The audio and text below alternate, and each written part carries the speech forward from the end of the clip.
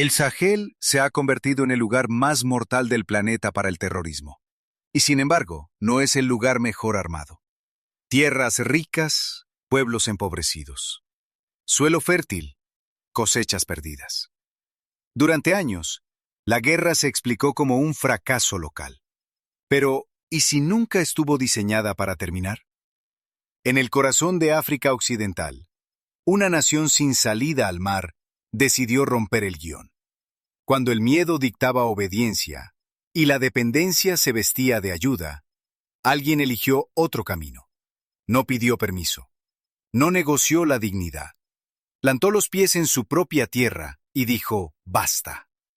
La pregunta ya no es quién dispara, sino quién se beneficia de que la guerra continúe. Quédate con nosotros. Esto no es un titular más. Es un punto de inflexión que puede cambiar cómo entendemos el poder, la seguridad y el futuro de África. Suscríbete y acompáñanos en esta historia. Porque esta no es solo la historia de soldados y fronteras. Es la historia del suelo y la semilla. De un país que decidió defender su tierra con sus propias manos, aun cuando el mundo le decía que no podía.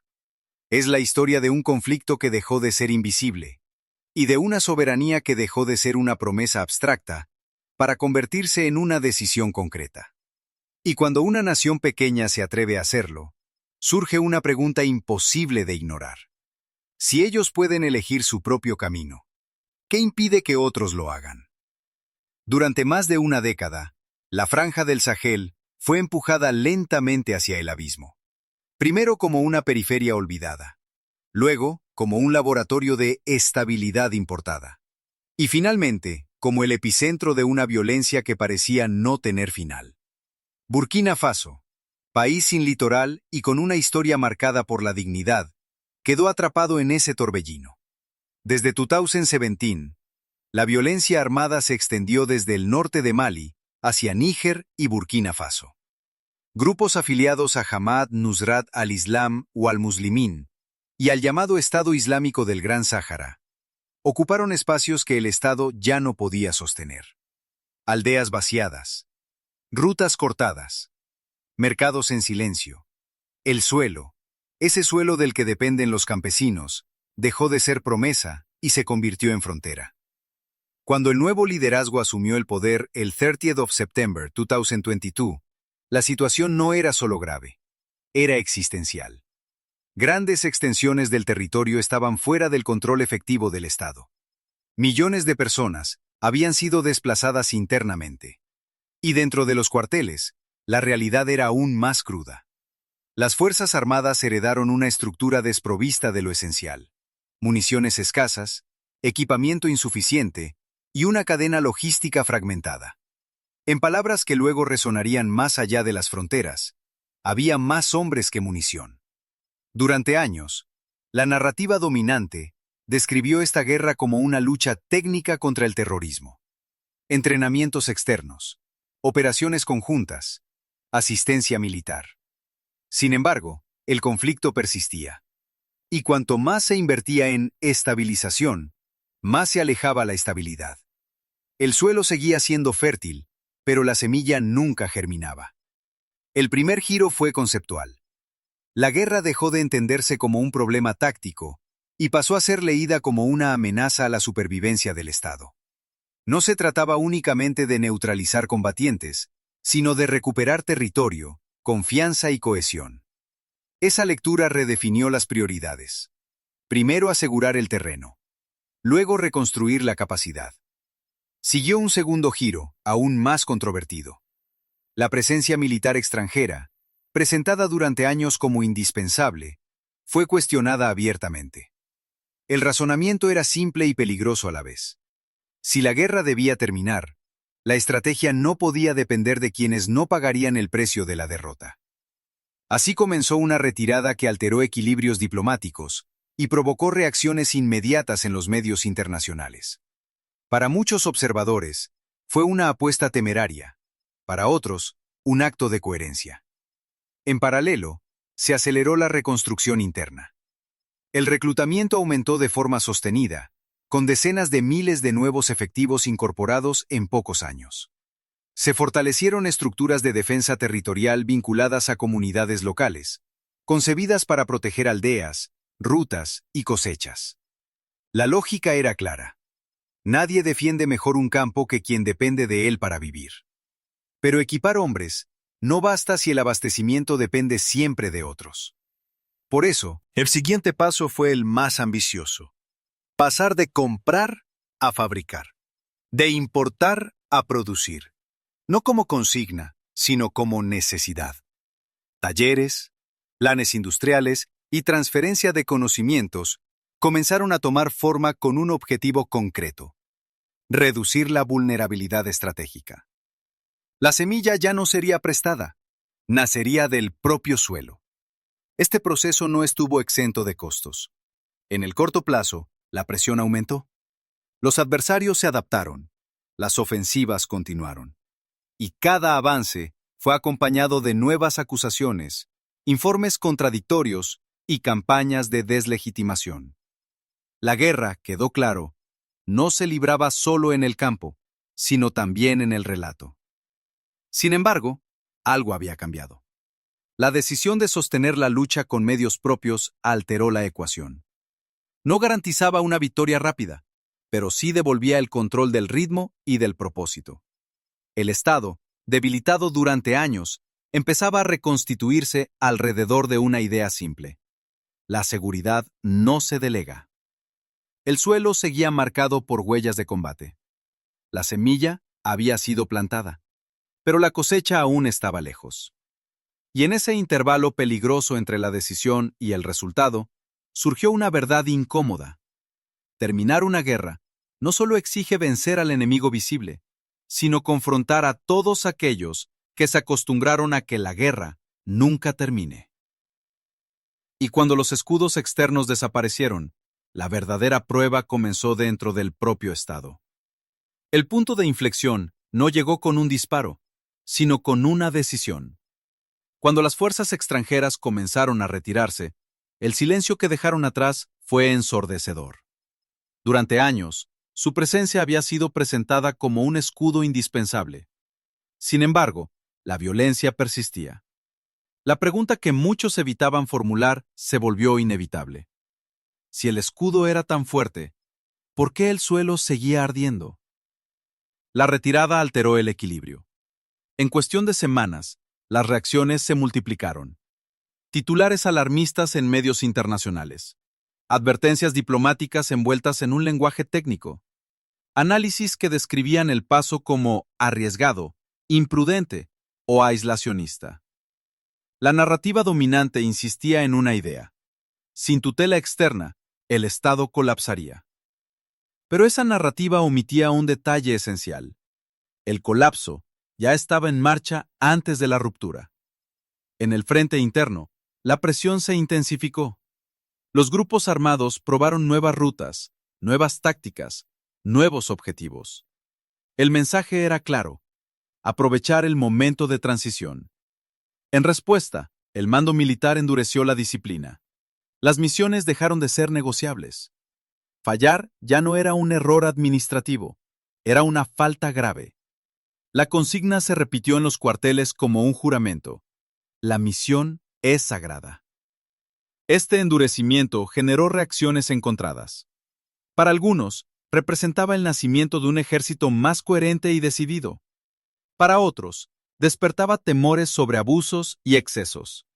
Informes y denuncias comenzaron a circular con rapidez, amplificados por redes y plataformas internacionales. Cada acusación se convertía en un arma más dentro del conflicto. La guerra del relato avanzaba en paralelo a la guerra del terreno. Uno de los momentos más tensos llegó cuando el liderazgo afirmó públicamente que el conflicto no era solo terrorismo, sino una guerra por los recursos y la independencia. La acusación era grave. Ciertos actores externos, según esta lectura, no tenían interés en que la guerra terminara. No porque apoyaran abiertamente a los grupos armados, sino porque el caos garantizaba influencia, acceso y control indirecto. La afirmación no venía acompañada de documentos judiciales, pero sí de una convicción política que marcó el tono del discurso. Las reacciones no se hicieron esperar. En círculos diplomáticos, el mensaje fue recibido como una provocación. En sectores de la población local, como una explicación largamente esperada. Para muchos campesinos, comerciantes y desplazados, la idea de una guerra administrada desde fuera no sonaba abstracta, sonaba familiar. Era la experiencia vivida de promesas repetidas y resultados ausentes. Mientras tanto, en los cuarteles y en las aldeas, la realidad seguía imponiéndose. El número de combatientes aumentó. El equipamiento comenzó a llegar, de forma gradual, pero constante. Por primera vez en años, cada soldado contaba con un arma. No resolvía el conflicto, pero cambiaba la psicología. Un ejército mal armado duda. Uno equipado resiste. La moral, Según testimonios internos, alcanzó niveles inesperados. No por optimismo, sino por claridad. Ahora sabían por qué luchaban y con qué. En la esfera pública, el liderazgo adoptó una estrategia directa. Conferencias, entrevistas largas, mensajes sin filtros. Se habló de errores heredados, de corrupción pasada, de decisiones impopulares pero necesarias. Se invocó la historia. Líderes africanos eliminados cuando intentaron romper con el orden establecido. Los nombres no eran solo recuerdos, eran advertencias.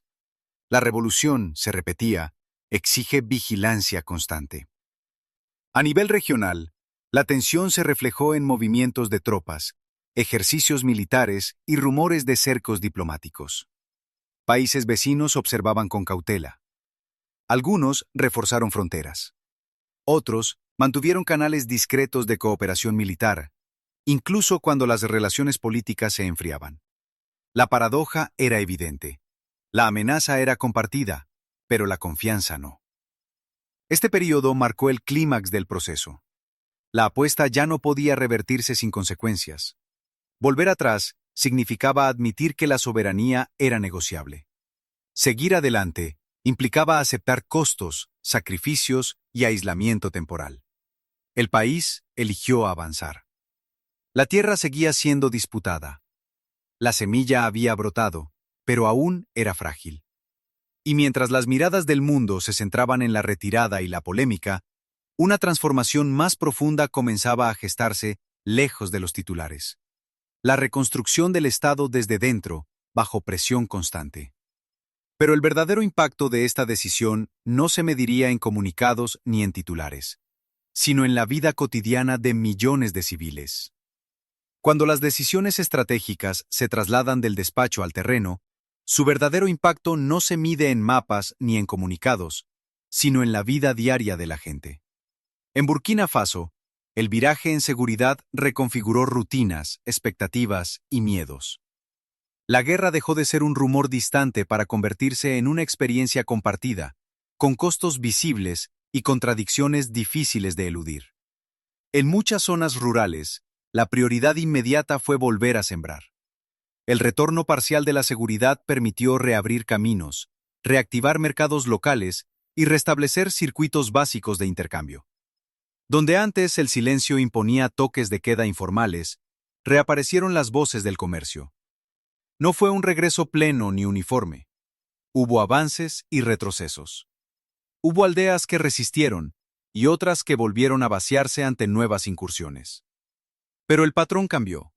La población empezó a percibir que el Estado intentaba recuperar presencia, no delegarla. Ese proceso tuvo un pilar controvertido: las estructuras de defensa territorial vinculadas a las comunidades. Su lógica era pragmática: defender lo propio con conocimiento del terreno. Pero su implementación abrió debates profundos. Organizaciones internacionales y algunos medios denunciaron abusos y ejecuciones extrajudiciales. El gobierno respondió con investigaciones internas, traslados de civiles a zonas seguras y presentaciones públicas de testigos en casos emblemáticos. Las versiones chocaron. La confianza se tensó. La verdad, fragmentada por la guerra del relato, se volvió un campo de batalla más. En el plano político, el cambio fue aún más nítido. Se instauró una cultura de responsabilidad estricta dentro de las Fuerzas Armadas y de la administración. Mandos que fallaron fueron destituidos y procesados. El mensaje era inequívoco. El cargo no protege del escrutinio. Para una sociedad habituada a la impunidad, la señal fue disruptiva. Generó apoyo entre quienes reclamaban orden y rechazo entre quienes temían arbitrariedad. La disciplina dejó de ser una consigna abstracta para convertirse en práctica cotidiana. La comunicación pública acompañó ese giro. Largos discursos, entrevistas extensas y mensajes sin intermediarios buscaron explicar decisiones impopulares en términos de supervivencia nacional. Se habló de sacrificio, de paciencia, de prioridades duras. Se insistió en que no había atajos. Equipar un ejército, sostener operaciones y proteger territorios requería recursos que debían salir del propio país.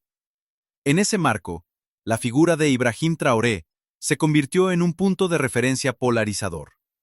Para algunos, símbolo de coherencia; para otros, de riesgo concentrado en una sola voz. La economía cotidiana sintió la presión. En ciudades y pueblos, el costo de la guerra se expresó en ajustes, restricciones y expectativas contenidas. Aún así, en sectores agrícolas, emergieron iniciativas de autosuficiencia y reservas comunitarias. Los excedentes se almacenaron para amortiguar crisis. Las decisiones locales, pequeñas pero persistentes, reforzaron la idea de que la seguridad no era solo militar, era alimentaria, social y moral. El impacto político también redefinió la relación con antiguos actores. Viejas élites y prácticas quedaron fuera del nuevo marco. La consigna de romper con lo anterior se tradujo en exclusiones y reacomodos.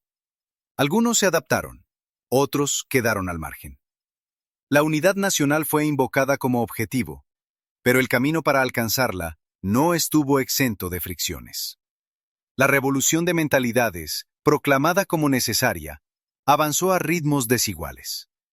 Para los civiles desplazados, la promesa fue más cauta. Retornar requería seguridad sostenida, servicios básicos y confianza. En varias zonas, los regresos fueron parciales y condicionados. El trauma acumulado no desaparece con un anuncio. La reconstrucción del tejido social exigió tiempo, mediación y justicia. Sin ello, cualquier victoria sería frágil. Aquí emerge la pregunta central para quien observa desde fuera y para quien vive dentro. ¿Cómo se equilibra la urgencia de la seguridad con la protección de la vida civil y el Estado de Derecho en medio de una guerra prolongada? No es una pregunta retórica. Es el dilema que define la legitimidad del proyecto. ¿Puede un país reconstruir su seguridad sin sacrificar la confianza de su propia población?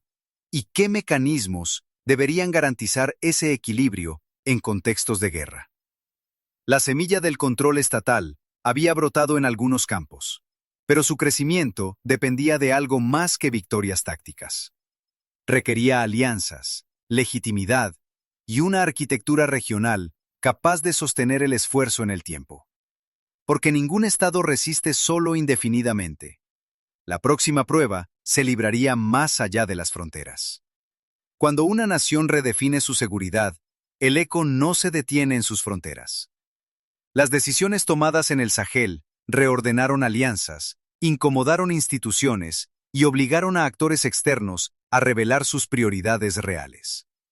La reacción internacional no fue unánime, pero sí reveladora. Desde Europa, el tono fue de advertencia. Se habló de aislamiento, de deriva peligrosa, de riesgos para la estabilidad regional.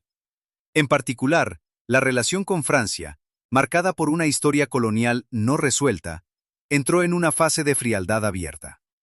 El énfasis europeo se centró en procedimientos, valores y marcos normativos. El énfasis desde Ouagadougou se centró en resultados. Seguridad primero, explicaciones después. No hubo un reconocimiento explícito de responsabilidad por los fracasos previos, y ese silencio pesó tanto como cualquier declaración. Washington optó por una distancia calculada. La cooperación militar se redujo, El lenguaje diplomático se volvió prudente y las referencias a transiciones democráticas ocuparon el primer plano. No hubo sanciones totales ni ruptura formal, pero sí un mensaje implícito.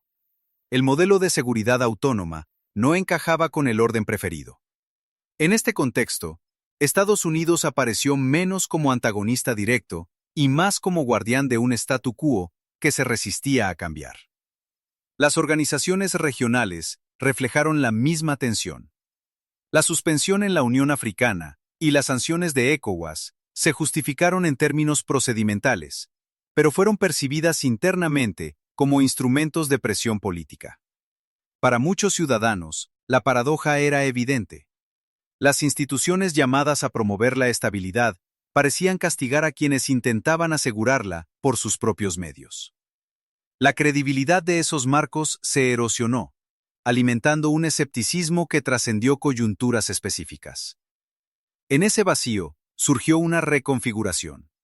Alianzas no tradicionales ganaron peso. Rusia, China e Irán fueron presentados como socios dispuestos a hablar de transferencia de tecnología, formación y producción, más que de asistencia condicionada. El mensaje fue claro. No se trata de cambiar una dependencia por otra, sino de diversificar opciones y reducir vulnerabilidades.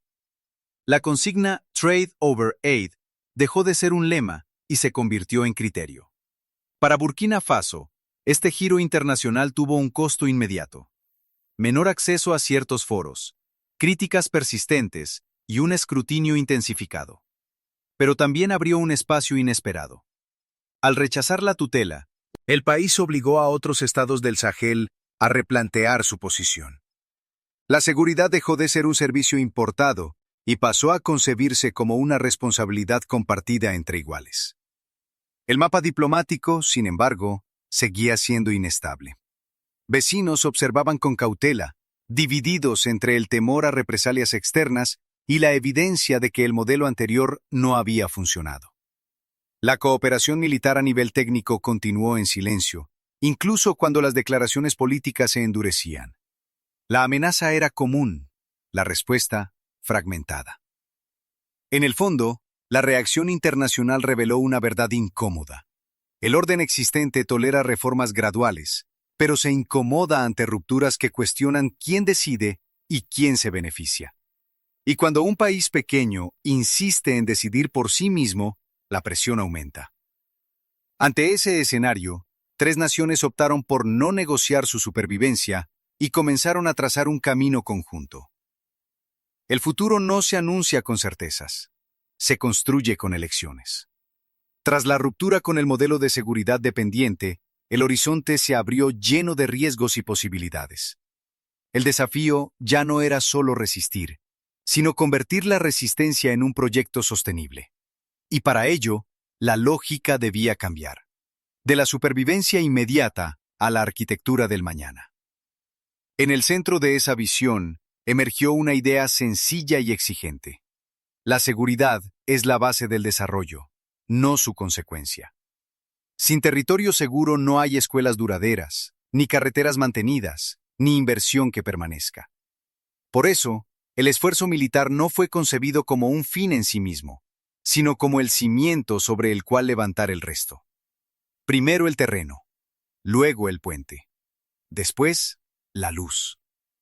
Ese razonamiento impulsó una cooperación inédita entre países vecinos que compartían amenazas y diagnósticos similares. La coordinación operativa, la estandarización de equipos y la planificación conjunta buscaron reducir duplicaciones y cerrar vacíos. No se trataba de crear una estructura pesada, sino de una alianza funcional, capaz de responder con rapidez y adaptarse a un entorno cambiante. El mensaje era claro. Nadie vendrá a proteger lo que nosotros no estamos dispuestos a defender. Pero la hoja de ruta iba más allá de lo militar. La apuesta incluyó la creación de instrumentos financieros propios para anticipar proyectos estratégicos sin recurrir a condicionamientos externos. Invertir primero, pedir después, o no pedir, se convirtió en una inversión de la lógica tradicional. El objetivo no era aislarse del mundo, sino negociar desde una posición menos vulnerable. Comercio en lugar de caridad. Asociación en lugar de tutela. En paralelo, la visión económica buscó transformar la relación con los recursos. Procesar en origen, agregar valor localmente, reducir la exportación de materias primas sin transformación. Cada paso en esa dirección prometía empleo, ingresos y estabilidad social. El camino era largo y desigual, pero la dirección estaba definida. Sembrar hoy para cosechar mañana. Los riesgos, sin embargo, permanecían. El entorno regional seguía volátil. Las presiones externas no desaparecerían. La guerra no se disuelve por decreto y los adversarios se adaptan. Además, el costo interno de sostener el esfuerzo exigía cohesión social y legitimidad política constantes. Sin ellas, cualquier proyecto se agota. Aún así, el relato cambió. Por primera vez en años, el futuro dejó de ser una lista de advertencias y se convirtió en una pregunta abierta. ¿Qué sucede cuando un país pequeño decide no esperar? Cuando asume que el precio de la soberanía es alto, pero el de la dependencia es aún mayor. El camino por delante no promete atajos ni garantías. Promete trabajo, sacrificio y vigilancia. Pero también ofrece algo que había escaseado durante demasiado tiempo: la posibilidad de elegir. Y en un continente acostumbrado a que otros decidan, esa posibilidad es, en sí misma, una forma de poder. Porque si la soberanía es una decisión, la historia juzgará no solo quién la proclamó, sino quién estuvo dispuesto a sostenerla hasta el final. La soberanía no es un discurso. Es una elección repetida cada día, incluso cuando el costo es alto y el aplauso escaso. A lo largo de esta historia, hemos visto que la verdadera independencia no llega envuelta en promesas, sino forjada en decisiones incómodas. Decisiones que obligan a priorizar el suelo antes que el prestigio, la semilla antes que la apariencia, el largo plazo antes que la comodidad inmediata. El camino recorrido no es perfecto ni definitivo. Está lleno de tensiones, errores y riesgos reales. Pero también marca una ruptura con una lógica que durante décadas redujo la seguridad a un servicio importado y el desarrollo a una espera eterna. En ese quiebre reside su fuerza. Cuando un país decide asumir la carga completa de su destino, redefine lo que es posible para los demás. La figura de Ibrahim Traoré ha concentrado ese debate. Para unos, representa una advertencia, para otros, una esperanza. Más allá de las interpretaciones, su papel revela una verdad más amplia. Los procesos de emancipación nunca son neutrales. Despiertan resistencias externas y exigen cohesión interna. No basta con declarar la soberanía. Hay que sostenerla cuando llegan las presiones, las dudas y el cansancio.